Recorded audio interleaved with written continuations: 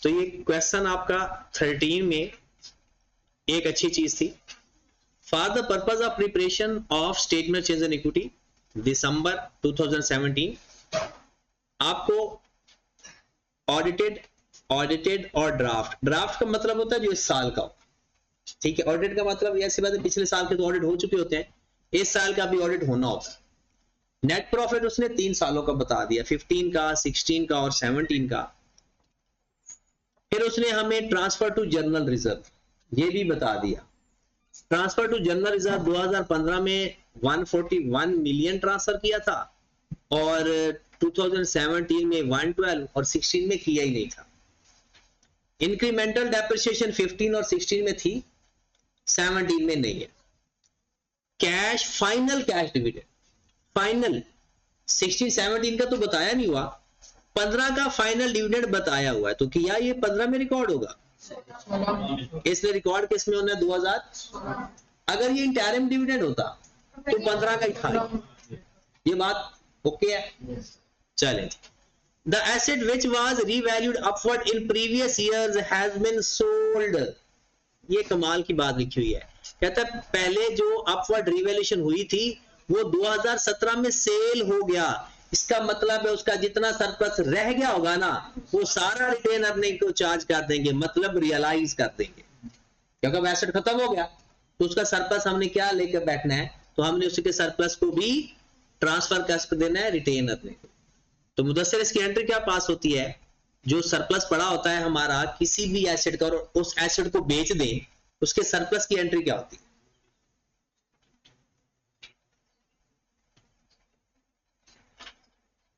ये ऐसा ना करो, ये तो आपके पास है ना एंट्रीज, मतलब 1 क्लिक पे। हाँ, revaluation surplus to OCI, retain earning. OCI तो रियल सरप्लस एक ही चीज बन जाता है ना। ये ना सोचने की जरूरत ना पड़े, एंट्रीज का म्यार ऐसा रखो रिटेन अर्निंग, तो ओसीआई जितना पड़ा होगा खत्म हो जाएगा और रिटेन अर्निंग में जाकर वो ऐड हो जाएगा। 25% राइट शेयर इशू। अब देखो ये पहचानो जरा, अगले सवाल में भी हम देखेंगे ये क्या लिखा हुआ है, शेयर की कीमत लिखी हुई है या प्रीमियम की वैल्यू बताई हुई है? 18 रुपए पर शेयर। इसका मतलब है इसमें 10 रुपए शेयर की वैल्यू है, 8 रुपए प्रीमियम, ठीक है। फिर आगे bonus issue 10% was made as final dividend for 2016। 2016 का डिविडेंड 17 में डिक्लेयर या अप्रूव हुआ, तो किस में रिकॉर्ड होगा? 17 में।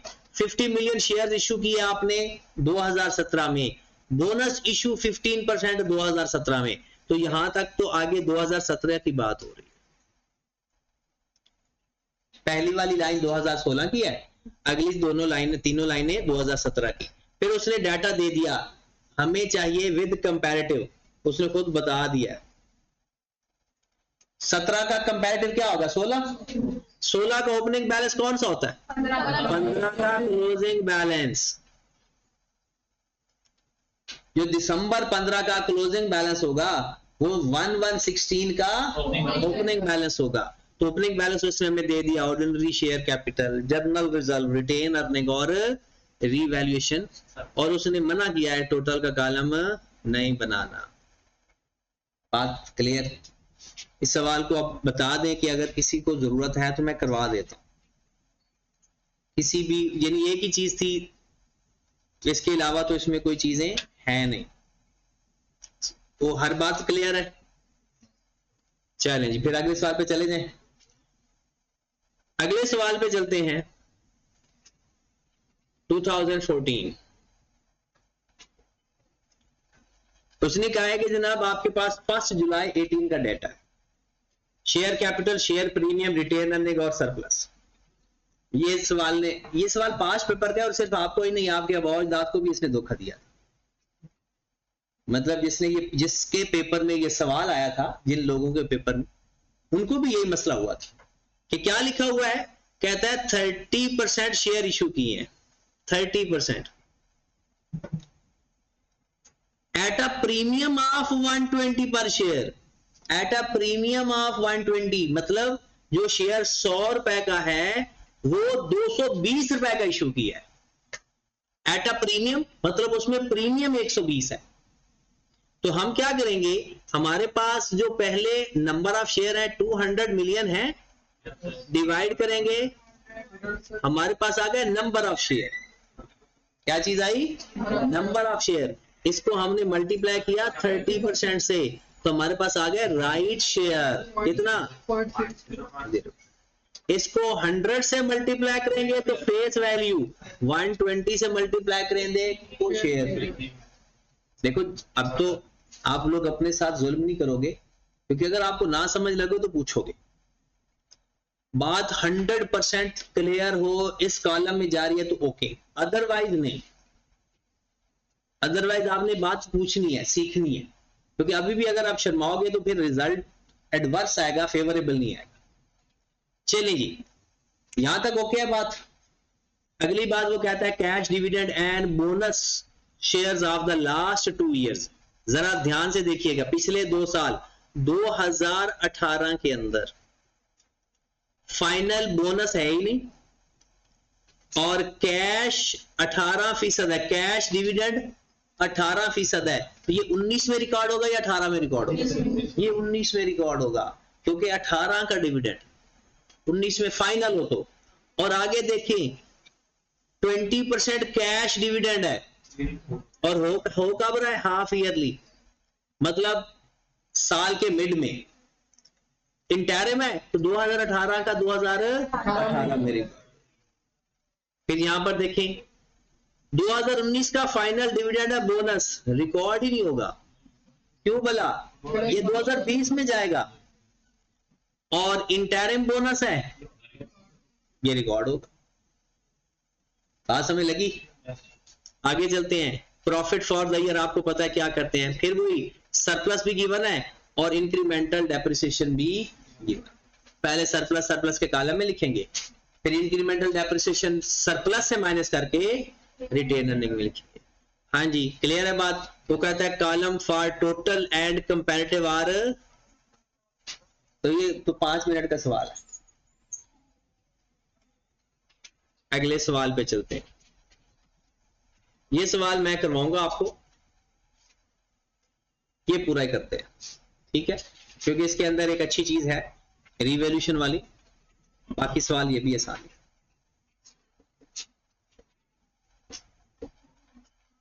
दस सवाल किए हुए थे कल वाले, एक नहीं किया। कौन सा? 14 वाला नहीं किया। स्नैन तबियत ठीक है?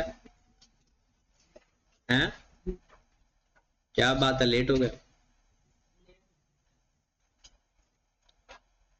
Following information pertain to AL share holder equity on 1 January 2020। इसमें आपका IA 16 रिवाइज करवाना। मैंने IA स्टेटमेंट चेंज इक्विटी आपको आता है, मसला किसमें है? 16 में। Share capital 250 million, share premium 138, retain earning, surplus land का और बिल्डिंग का। ये आपको कौन सा बैलेंस बताया हुआ है? ओपनिंग, ठीक है। आगे कहते हैं प्रॉफिट फॉर द ईयर और इंक्रीमेंटल डेप्रिसिएशन उसने बता दी। Got it? Profit for the year भी बता दिया और इंक्रीमेंटल डेप्रिसिएशन भी बता दी। फिर कहता है dividend for the last 2 years भी बता दिए। यहां तक सवाल होता तो ये तो पुराना सवाल था, उसने आगे एक बात लिख दी। ये बात important. AL uses revaluation model for subsequent measurement of its building, land and building only. The revalued amount of the land and building has been assessed. कब?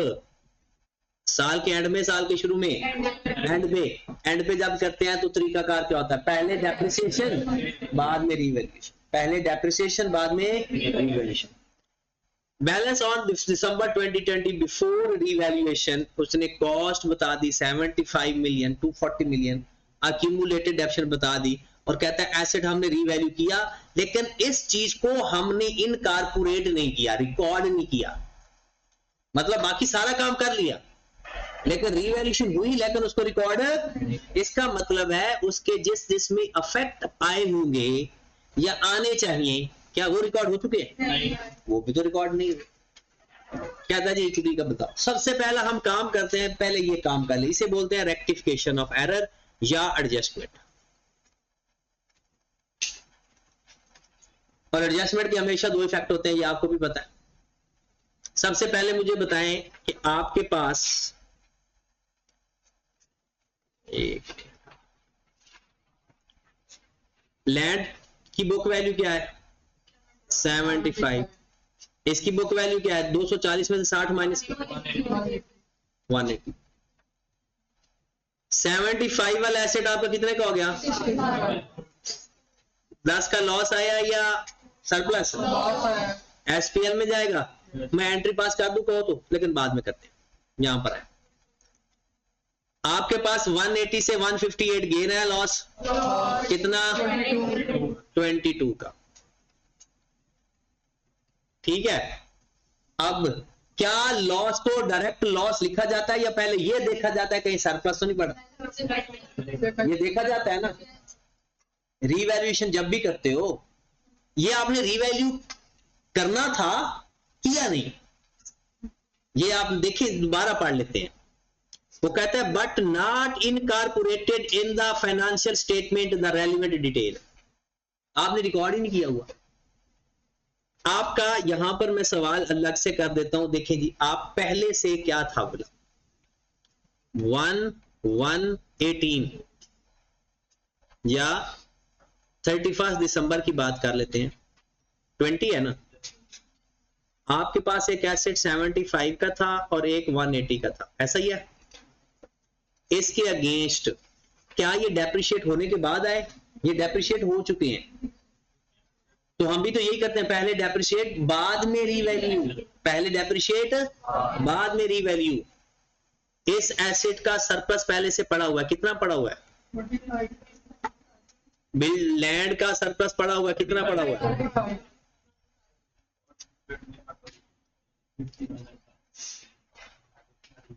ये देखें, लैंड का सरप्लस पड़ा हुआ है 25, बिल्डिंग का सरप्लस पड़ा हुआ है 20। बात समझ लगी? अब जरा जो चीज आप लोगों से गलत हुई है मैं वो उस पर डायरेक्ट बता रहा हूं। ये 25 का सरप्लस पड़ा था, ये कितने का पड़ा था? ठीक है, पहले डेप्रिसिएशन हुई होगी। जब पहले डेप्रिसिएशन हुई होगी तो सरप्लस रियलाइज भी हुआ होगा साथ, एक्सेस डेप्रिसिएशन के नाम से, और वो उसने बताया हुआ कितना रियलाइज हुआ साल भर में। इसका सरप्लस 15 पड़ा हुआ, 20 नहीं पड़ा हुआ।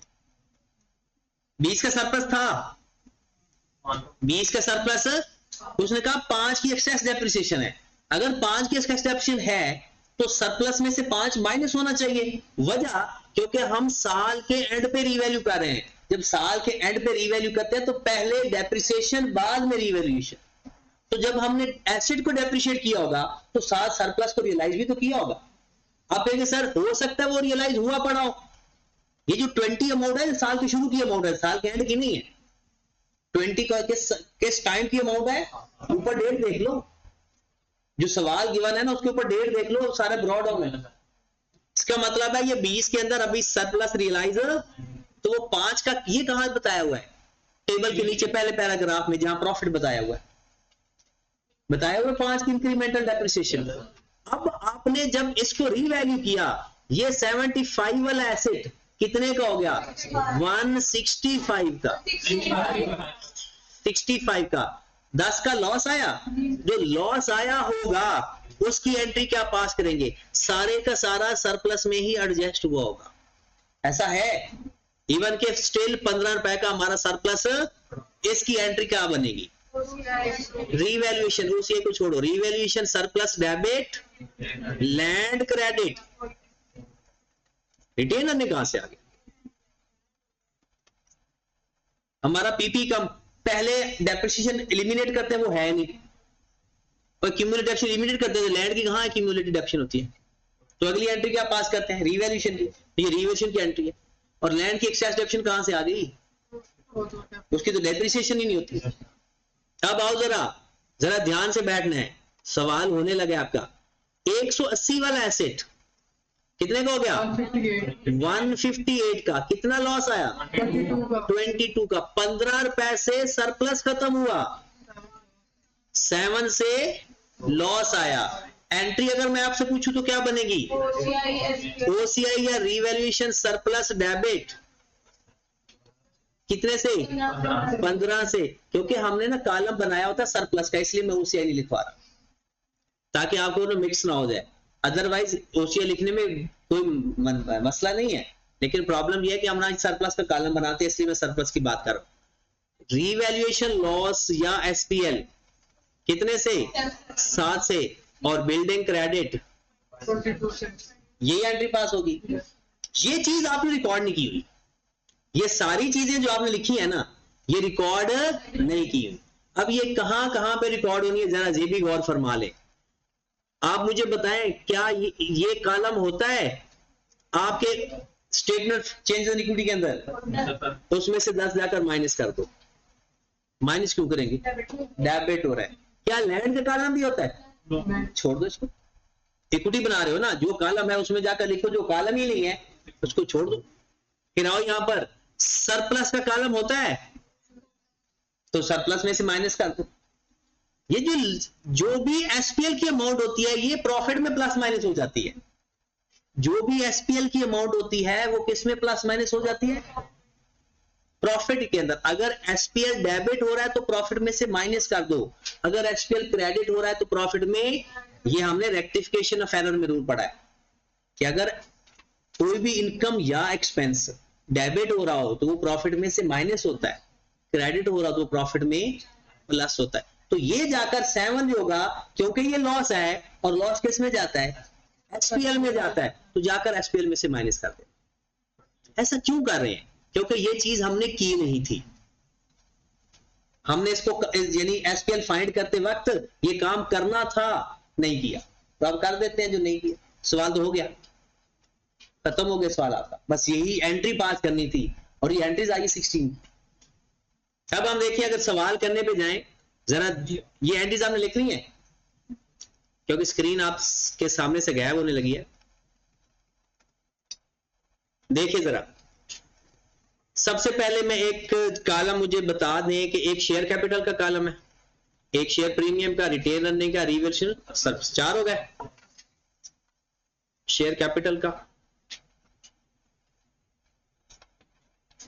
शेयर प्रीमियम का, जनरल जा तो नहीं है, रिटेन अर्निंग, और उसने मेरे ख्याल में मना किया है रुपीज इन। आइंदा अगर आपने ये ना लिखा ना तो आपके नंबर काट दिए जाएंगे, क्योंकि प्रैक्टिकली भी नंबर कटते हैं, तो फिर हम भी यहां से काटते हैं। रुपीज हर कॉलम के नीचे लिख दो या इस तरह से लिख दो, वो आपकी अपनी मर्जी है, लेकिन लिखना जरूर होता है। लेकिन कुछ लोग फिर इतने मासूम होते हैं कि जहां यूनिट लिखे होते हैं ऊपर रुपीज लिख देते हैं, लेकिन मतलब नीचे केजी या यूनिट्स ये चीजें लिखनी होती हैं। कभी कभी ऐसा सवाल आता है, तो नीचे वो ऊपर रुपीज लिखते थे कि सर ने बताया था कि हर कॉलम के ऊपर रुपीज लिख, हाँ ये अमाउंट हो तो रुपीज लिखने हैं। Brought on balance at 1120, share capital का बैलेंस 250, शेयर प्रीमियम का 130, रिटेन अर्निंग 142 और ये 40। यहां तक ओके है। सबसे पहले क्या लिखते होते हैं? Final dividend. अब यहां पर देखें 2019 का, हम खड़े हैं 2020 पे, 2019 में ये फाइनल डिविडेंड है। ये रिकॉर्ड किस में होगा? 2020 में। तो ये 2019 का इंटायरम है, ये 2019 में रिकॉर्ड हो चुका है। अगर हम कंपैरेटिव बनाते तो ये 2019 वाला रिकॉर्ड करते। फाइनल डिविडेंड 2021 में रिकॉर्ड होना है और ये रिकॉर्ड हमने करना। ठीक होगी बात? चलें जी, पहले 20% रिकॉर्ड करवा दो। ये हमेशा किस पे अप्लाई होगा? ओपनिंग पे। फाइनल डिविडेंड हमेशा किस पे अप्लाई होता है? तो 250 का 20% लेना है। बोनस है या कैश है? बोनस है तो शेयर कैपिटल में प्लस, रिटेन अर्निंग में से। फिर उसके बाद इंटरिम डिविडेंड है। इंटरिम डिविडेंड हाफ ईयरली है तो हाफ ईयरली के बाद ही करेंगे, पहले कुछ और देख लेते हैं। प्रॉफिट, कोई नया शेयर इशू तो नहीं किया ना? फिर तो सिंपल है। प्रॉफिट कितना है? अब प्रॉफिट 45 नहीं है, 45 - 7 है। प्रॉफिट 45 नहीं है, वो 7 एसपीएल वाला एडजस्ट नहीं करना इसमें। अब डायरेक्ट एडजस्ट कर दो, ये जाकर रिटेन अर्निंग में कर दो, कोई मसला नहीं है। प्रॉफिट बल्कि आप लिख लो कैश डिविडेंड, क्योंकि और तो कुछ है नहीं। कैश डिविडेंड कितना है 12%, तो 300 का 12% लेंगे या 250 का? 300 का, क्योंकि आप टू डेट लेना है। 300 का 12% लिया, कैश है 36। फिर उसके बाद प्रॉफिट 45 ये पता चल गया 7 कौन सा है? वो जो रिवल्यूशन लॉस रिवर्स करना था, उसने लॉस एडजस्ट नहीं किया हुआ। ठीक होगी बात। उसके बाद सरप्लस की बारी आ गई। सरप्लस में हमारा एक तो इसका सरप्लस रिवर्स हुआ है 10 से, 15 तो बच गया था ना, 10 से रिवर्स हुआ, और इसका कितना रिवर्स हुआ 15 से। 20 पड़ा था, 5 का एक्सेस डेप्रिसिएशन हो गया था। तो आप पहले आपसे लिख ले, एक्सेस डेप्रिसिएशन ही लिख लो।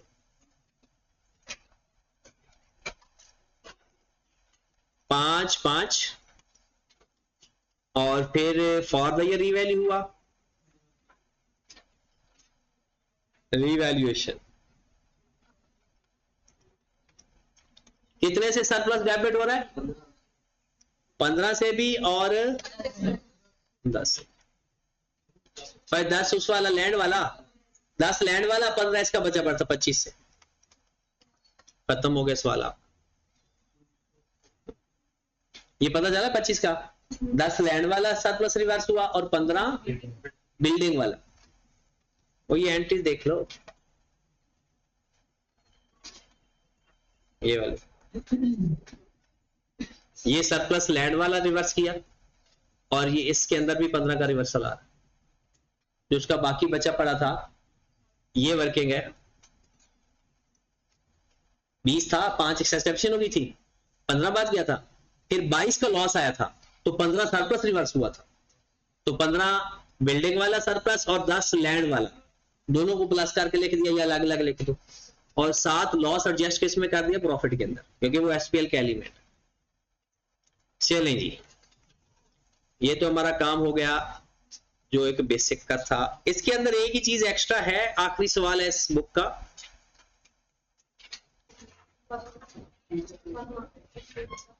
ये आपके statement of change in equity के एमसीक्यूज हैं। लिखा हुआ है which two of the following are separately identified in statement of change in equity. कहता है ग्रॉस प्रॉफिट, वो तो उसके अंदर होता ही नहीं है। ट्रांजैक्शन विद ऑनर और ट्रांजैक्शन विद नॉन ऑनर, ये दोनों अलग अलग होते हैं, क्योंकि ट्रांजैक्शन विद ऑनर हो गया right share, bonus shares, dividend, और नॉन ऑनर क्या हो गया? नेट प्रॉफिट और statement of comprehensive income. Which of the following is not considered transaction with honor with reference to the statement of change in equity? कहता है बताओ कौन सी चीज ऐसी है जो ऑनर की ट्रांजैक्शन नहीं है? Issue of shares, payments of cash dividend, profit for the, ये इक्विटी है लेकिन ये ऑनर की ट्रांजैक्शन नहीं है। तीसरे नंबर पर देख लें, which of the following issued by an entity is treated as liability? Redeemable preference, a debit balance on the retained earning। अच्छा याद रखिए, जो रिटेन अर्निंग का बैलेंस बाय डिफॉल्ट होता है वो होता है क्रेडिट। अगर डेबिट हो तो इसका मतलब है लॉसेज हैं, अक्यूमुलेटेड होता है। जो रिटेन अर्निंग होता है इसे बोलते हैं अक्यूमुलेटेड प्रॉफिट। और जो फिर डेबिट बैलेंस होगा तो वो क्या होगा? Accumulated losses. जैसे लिखा हुआ है a debit balance on retain earning account indicate company had incurred loss during the current year. नहीं, हो सकता पहले हमारा रिटेन अर्निंग ज्यादा पड़ा हो, करंट ईयर का लॉस एडजस्ट होकर फिर भी पॉजिटिव बैलेंस आ सकता है। The company has accumulated losses, ये है कि उसके मुसलसल लॉसेस आ रहे हैं, तो इसलिए उसका बैलेंस किस साइड पर चला जाएगा? Debit side. The company has paid dividend, वो तो पे करते ही करती है। A transfer from retain earning to general reserve, वो सारा प्रॉफिट हम थोड़ी ट्रांसफर कर देते हैं, सारा भी कर दें फिर भी नेगेटिव तो नहीं आएगा ना। कहता है company has profit 80 million, company का 80 मिलियन प्रॉफिट है। It has shares capital 500 million share capital. During the year company has declared interim dividend, 10% उसने इंटरिम डिविडेंड डिक्लेयर कर दिया। कहता है how this dividend shell be presented in financial statement. पहले बताओ 500 का 10% लोगे या 80 का 10% लोगे? क्योंकि शेयर कैपिटल का लेंगे, उसका 10% लिया, एंट्री क्या पास होगी 50 से, एंट्री क्या होगी रिटेन अर्निंग डेबिट बैंक।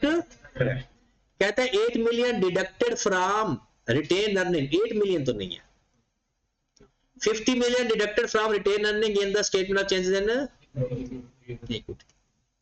कहता है इसको 50 मिलियन को हम एसपीएल में लिखेंगे फाइनेंस कॉस्ट। अगर रिडीमेबल प्रेफरेंस शेयर होते तो ये बात ठीक होती, अगर रिडीमेबल होते तो वो लायबिलिटी होता है और लायबिलिटी का डिविडेंड या इंटरेस्ट फाइनेंस कॉस्ट होता है। फिर it shall not be recorded only disclosed. अच्छा एक चीज होती है ओनली डिस्क्लोज, वो क्या होता है जब हमारे डायरेक्टर डिविडेंड प्रपोज करते हैं कि भी इतना होना चाहिए, उसकी कोई रिकॉर्डिंग नहीं होती, वो डिस्क्लोजर ही होता है उसका, क्योंकि वो तो अभी प्रपोज किया, अप्रूव तो हुआ ही नहीं। तो जब अप्रूव्ड होता है ना, या डिक्लेयर्ड या अप्रूव्ड का लफ्ज लिखा हो, तो फिर डिविडेंड रिकॉर्ड हो जाता है, उसकी एंट्री पास हो जाती है। लेकिन अगर सिर्फ अभी प्रपोज किया है, मतलब फाइनेंशियल स्टेटमेंट ईयर एंड पर बन जाती है ना, उस वक्त डायरेक्टर कह सकते हैं कि हम इतना डिविडेंड देंगे, लेकिन अभी तक अप्रूव नहीं हुआ ना, तो ऐसे डिविडेंड का डिस्क्लोजर होता है, कोई रिकॉर्डिंग नहीं होती। डिस्क्लोजर का मतलब होता है नोट्स में जाकर लिख देना, रिकॉर्डिंग का मतलब होता है उसकी जर्नल एंट्री भी पास हुई होगी, लेजर भी बना होगा, ट्रायल बैलेंस भी भेज गया होगा, रिटेन अर्निंग में भी गया होगा, मतलब सारा वो काम होता है। 6 नंबर पर आ जाए। A company has profit 80 million, 500 capital, 10%, the board of director proposed a final dividend just after the year end. How this dividend shall be presented in the financial statement? It shall not be recorded, only disclosure shall be made. ठीक होगी बात। फिर लिखा हुआ है which two of the following are usually shown in the statement of change in equity when right issue of the shares are made। जब right share issue होते हैं, एंट्री क्या पास होता है? बैंक डेबिट, शेयर कैपिटल और share premium, mostly ये होता है। तो कहता है कौन से 2 कॉलम हिट होंगे? Increase in share capital, increase in, हाँ डिस्काउंट के हो सकता है, लेकिन उसने जो लफ्ज लिखा है ना, यूजुअली यही होता है। फिर 8वें पे which two of the following are usually shown in the statement of change in equity when bonus issue were made। कौन से 2 काम होते हैं जब बोनस शेयर इश्यू होते हैं? Increase in share capital, decrease in share premium. ओ भाई साहब जिसने एंट्री सीख ली उसने अकाउंटिंग जीत ली। क्या एंट्री होती है? Share premium to share capital, और अगर डिविडेंड वाली होती तो retain earning to share capital. आगे चलते हैं। Transaction cost relating to issue shares are usually debited to SPL या शेयर प्रीमियम?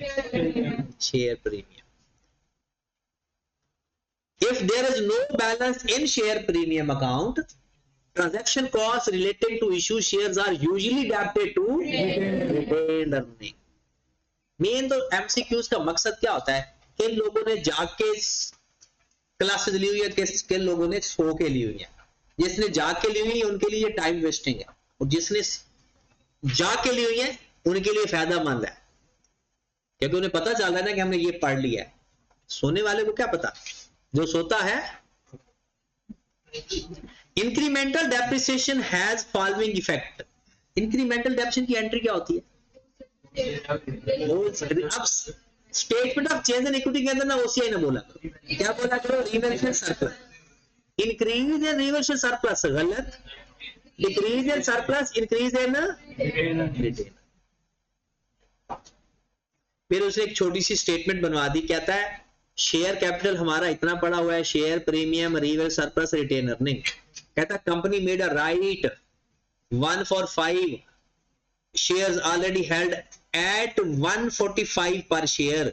ये जो 145 पर शेयर है, ये सारा प्रीमियम है या इसमें सिर्फ 45 प्रीमियम? 45 प्रीमियम।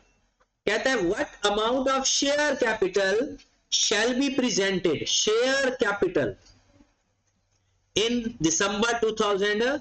अब शेयर कैपिटल का कॉलम सिर्फ एक पूछा उसने, किसका कॉलम पूछा है? पहले कितना शेयर कैपिटल? 100 से। फिर राइट इशू होंगे। अब राइट इशू कैसे होंगे? राइट शेयर इशू होंगे 100 का 100 मिलियन डिवाइड बाय 100 कर दें,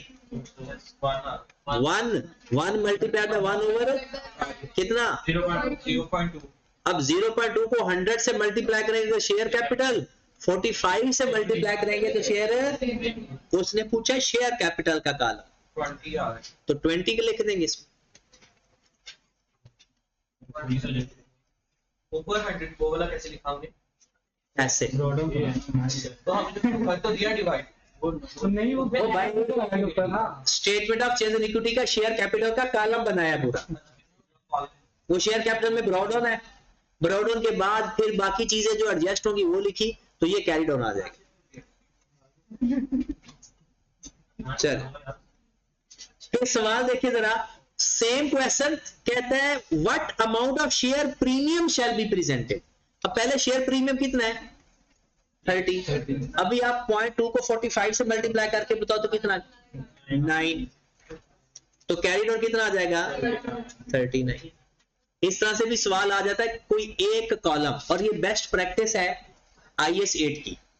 IS 8 में वो क्या कहता है? पूरा सवाल देता है, कहता है statement of change in equity का ना सिर्फ रिटेन अर्निंग का कॉलम बनाना, बाकी सारे कॉलम छोड़ के सिर्फ एक कॉलम बनवा लेता है। तो इसमें भी वही प्रैक्टिस आ गई कि किसी एक कॉलम को बस वही बाकी कॉलम छोड़ दो। 14 क्वेश्चन है जनाब, कहता है the company made bonus issue 2 for 5। कहता है what amount of share capital presented? 2 for 5, 100 total है। इसको पहले 100 पे डिवाइड तो करो। एक को क्या करेंगे? 2 बाय, वैसे बोनस शेयर तो डायरेक्ट भी कर सकते थे। कितना आ गया? 0.4। ये हमेशा किस वैल्यू पे होते हैं? पार वैल्यू पे। ये हमेशा पार वैल्यू पे होते हैं। कितना आंसर आ गया? 40। तो 100 ब्रॉड ऑन 140 से हमारा इसने क्या है कि what amount share capital shall be presented in equity December 19। तो कितना आ रहा है? 140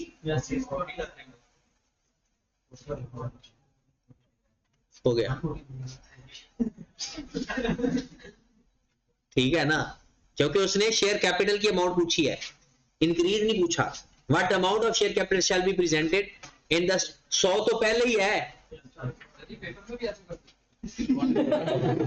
कर लिया करो यार, अपना एक काम है, बस अल्लाह रिजल्ट अच्छा दे। कहता है बोनस शेयर इशू किए। कहता है शेयर प्रीमियम में क्या मसला आएगा?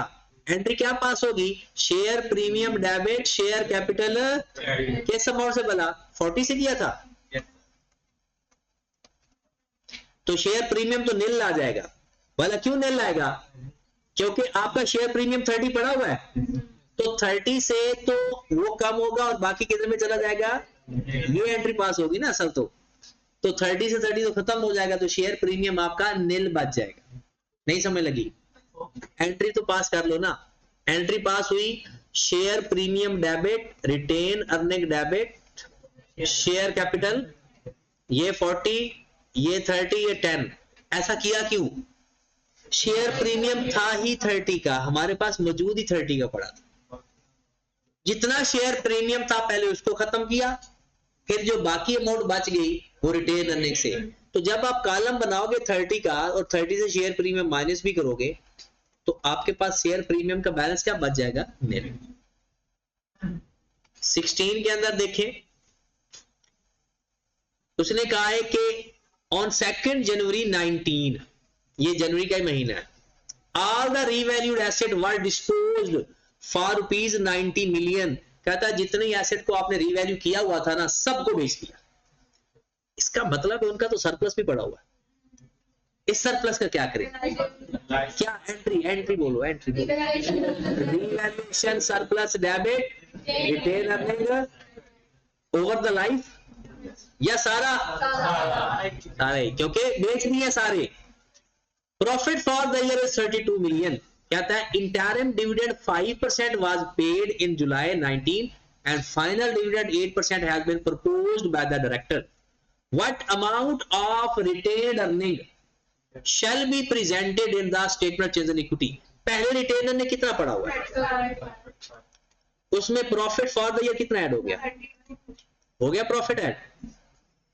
कहता है रिवैल्यूएशन डिस्पोज कर दिए फॉर रुपीज 90 मिलियन, सारे के सारे 90 मिलियन के। उसके बाद इसका क्या रिटेनर ने में फर्क पड़ेगा? कितने से?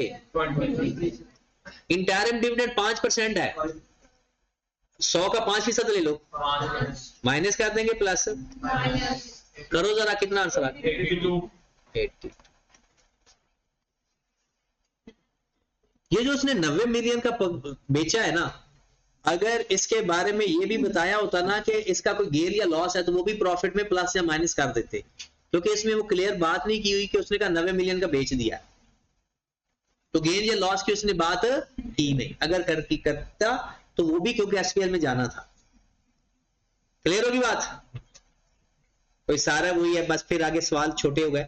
Which of the following does not appear in the equity share goodwill? Which of the following statement is likely to be true? ये बस अजाब होता है। For a profit making company, कहता है जिस कंपनी का प्रॉफिट हो रहा है ना, उसके लिए कौन सी बात ठीक है? पहली बात, the operating profit will be less than the profit for the year. ये तो सिर्फ वही इंसान बता सकता है जिसका पीआरसी सही पास है। पता है ऑपरेटिंग प्रॉफिट का क्या होता है?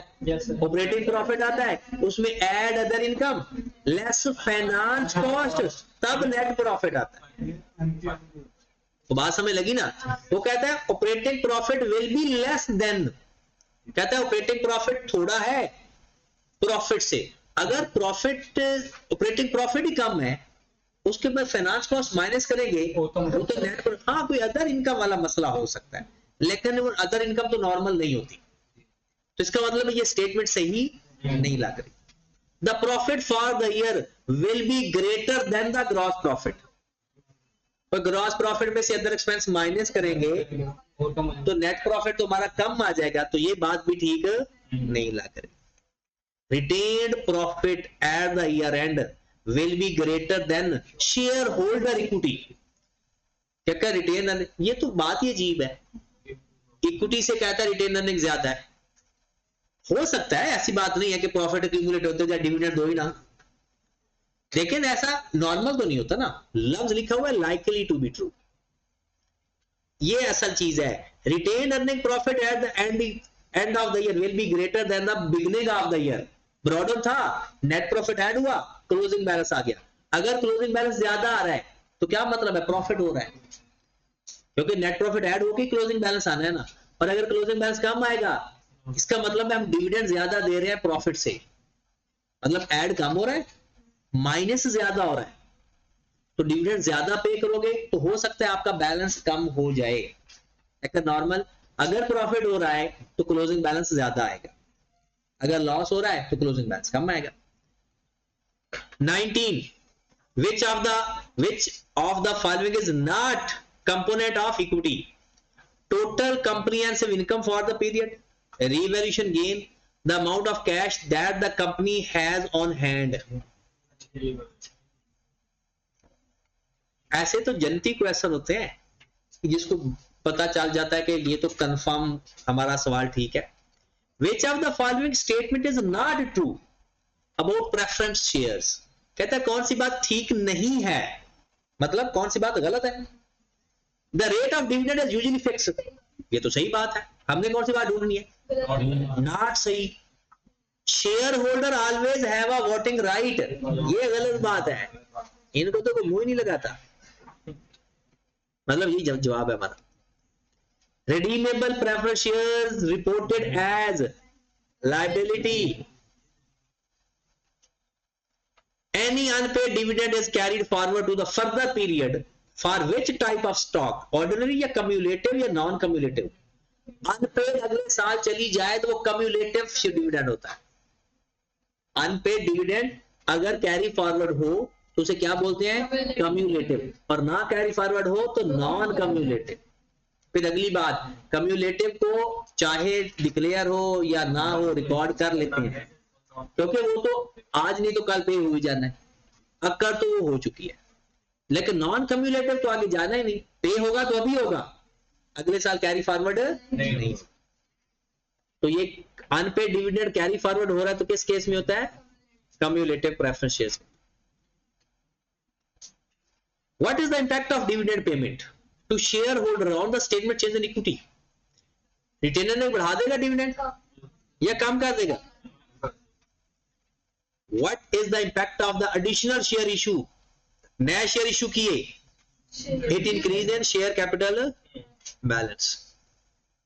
फिर वो कहता है Xavier Limited issued 5,000 share at the rate of 10 par value to its shareholder.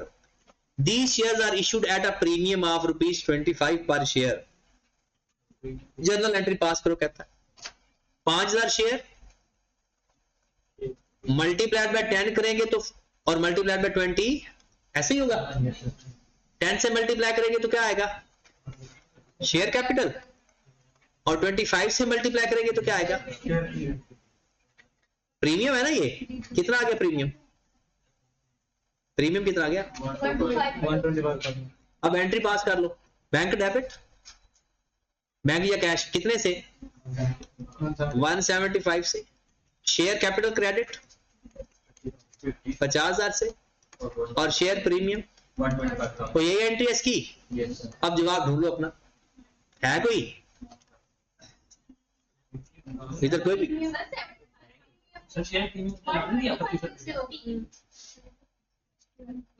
5,000 shares है ना, और issued at a premium, at a price, अच्छा उसने लिखा है एट अ प्राइस ऑफ, 5,000 को कितने से आपने 25 से मल्टीप्लाई, 15 से हो रहा है, मतलब क्या है ये लिखा हुआ एट अ प्रीमियम, ये शेयर की प्राइस है, पर शेयर की प्राइस है, वो एट अ प्रीमियम ऑफ ₹125 ही है, मतलब 10 रुपए पार वैल्यू है,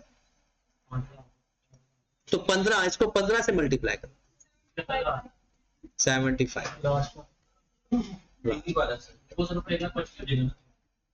अगर ये प्रीमियम होता तो फिर 125 से आता, अब ऊपर 1,25,000।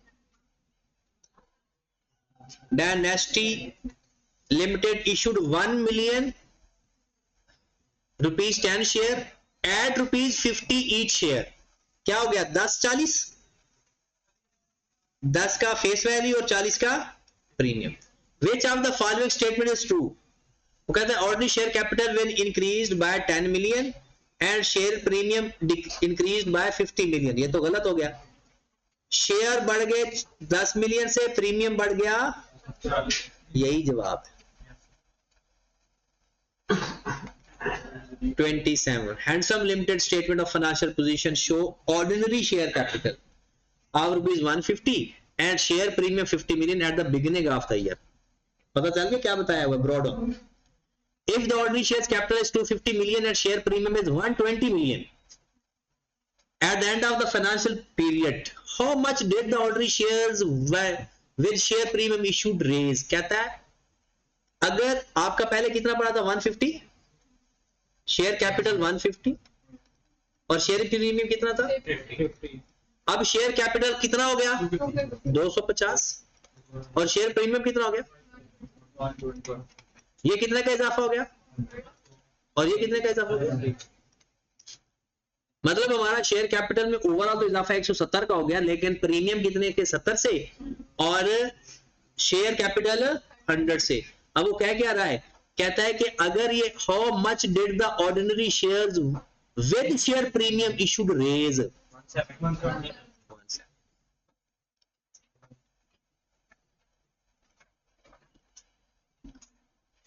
वो कहते हैं G limited opening retain earning 150, it made a net profit 30 million। ये जो रिटेन अर्निंग का बैलेंस पूछने जा रहा है तो साथ साथ ही प्लस करते जाओ, 150 + 30। During the year ordinary dividend दिया है ₹50 पैसा पर शेयर। शेयर हैं कितने टोटल 40 million। 40 million पर 0.5, 50 पैसा है ना, तो रुपए कितने हुए 0.5, 40 को 0.5 से मल्टीप्लाई किया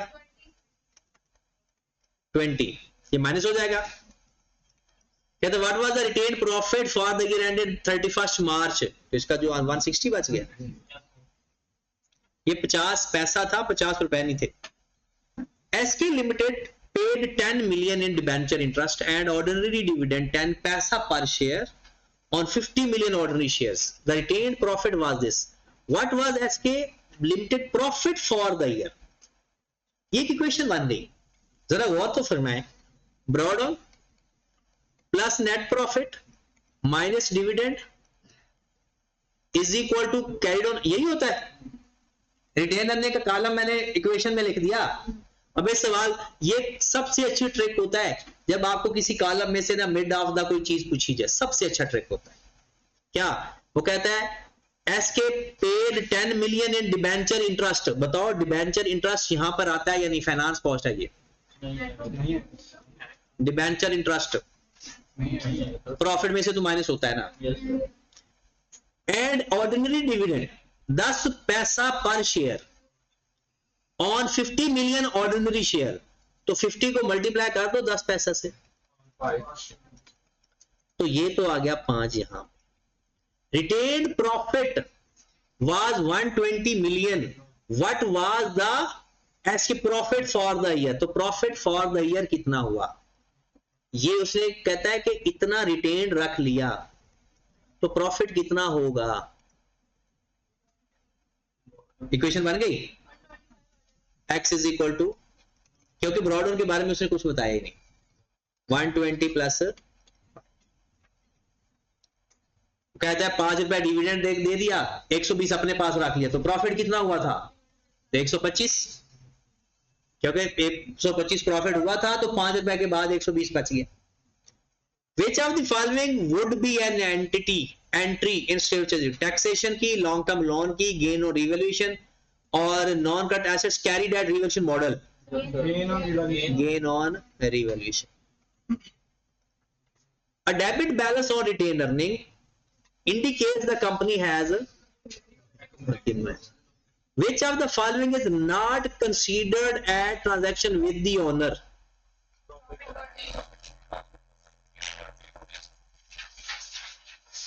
एक रहता है, which two of the following would be shown as deduction from column of retained earning?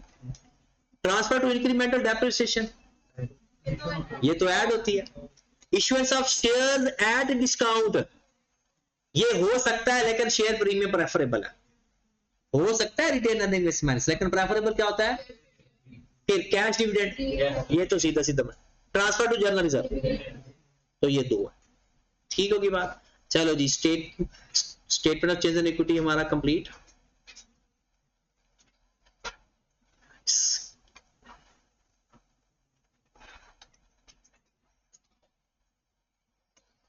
आइए सेट है, मेन हमने यहां पे जाना है,